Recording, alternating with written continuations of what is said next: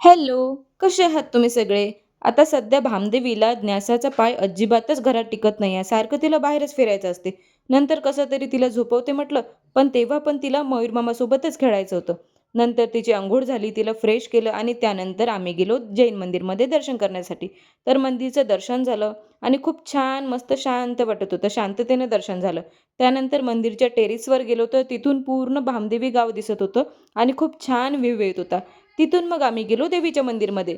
देवीचं दर्शन झालं शांततेनं आणि सध्या देवीच्या मंदिरचं बांधकाम चालू आहे. देवीच्या मंदिरच्या गेटचं पण बांधकाम चालू आहे. तिथून मग आम्ही आलो घरी आणि सध्या आज होती दादाला सुट्टी. म्हणून दादा सारखा माझ्या खोड्या काढत होता. खूपच त्रास देत होता. तेव्हा मला माझ्या बालपणीचे दिवस आठवले आणि आमच्या शेजारच्या अक्षुदादाचं होतं काल लग्न. तर तो काल वहिनीला घरी घेऊन आला आणि त्याच्या फॅमिलीने खूप छान स्वागत केलं त्याचं.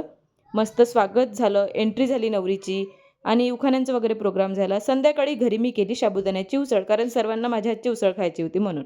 तर असा होता आजचा व्लॉग. लाईक करा, शेअर करा आणि सबस्क्राईब नक्की करा. ओके.